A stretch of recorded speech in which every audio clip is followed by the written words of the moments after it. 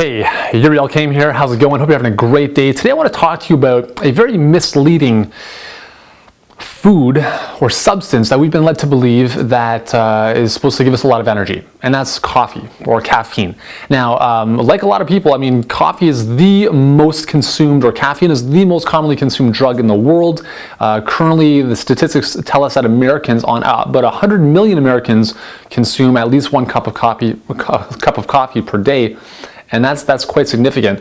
So I want to briefly tell you the truth about coffee. And the reality is that if you enjoy your cup of coffee, that's fine. I mean, I enjoy the odd latte just because of the flavor of it, and it's obviously a great experience. But if you're relying on caffeine to have more energy, if you wake up in the morning and you're having a tough time getting started and you need that cup of coffee or that pot of coffee throughout the day to keep functioning, I need to tell you that what you're doing is doing more harm than good. And I'm not going to go into too many things within this video, but I want to tell you one specific thing that caffeine is doing to you that is actually robbing you of energy as opposed to giving you energy. So when you drink coffee or even an energy drink, caffeine is the main component. It's the main drug in there, and it's a stimulant. And what a stimulant does is it jazzes up your body. It jazzes up your adrenal glands, which are little walnut-shaped glands that sit on top of your kidneys. And they secrete a lot of your stress hormones, your fight or flight response hormones, one of them being adrenaline. So that's why you feel that initial euphoria is really that adrenaline surge. But as you've probably witnessed, that adrenaline surge, that feeling of go, go, go, go, go, doesn't last forever. It's followed by a crash. And therefore you seek out more caffeine afterwards. And therein lies the problem.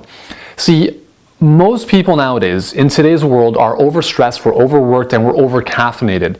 And that combination is leading to what I call an extreme fatigue epidemic. We are more tired than ever before in spite of using caffeine on a day-to-day basis more than we ever have. So obviously what we're doing is not working.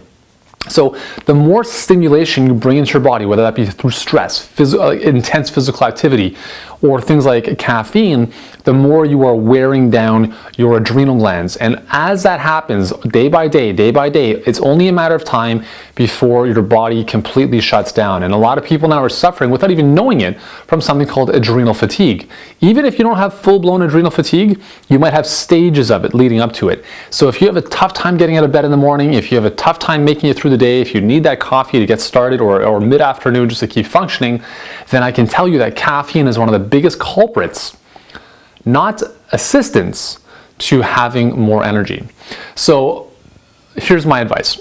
If you're drinking coffee, switch to a Swiss water decaf. Okay, just the processing is a little bit cleaner than some of the other decaf processes. So if you enjoy the taste of coffee, kind of like I do, switch to a decaf.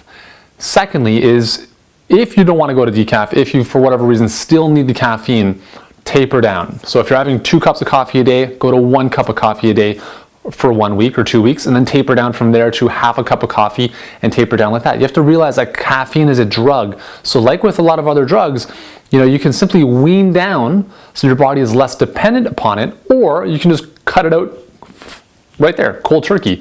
Obviously it's a bit more challenging that way. You might go through some caffeine withdrawal headaches, but the key is to replace it with healthier habits.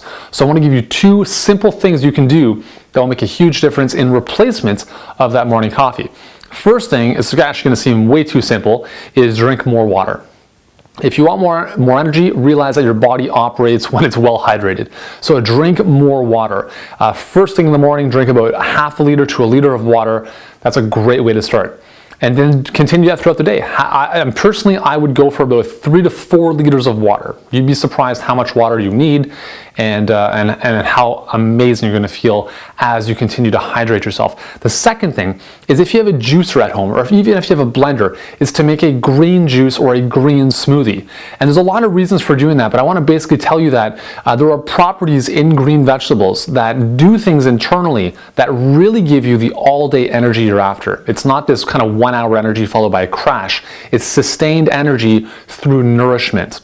So start off with a a liter of water if you can, and then follow that with a green smoothie or a green juice first thing in the morning. And if you do that for a couple days, I guarantee you will shock yourself with how much better you feel, not only in the morning, but you're going to notice your energy levels maintained throughout the day. So those are two simple tips that you can use to start replacing caffeine.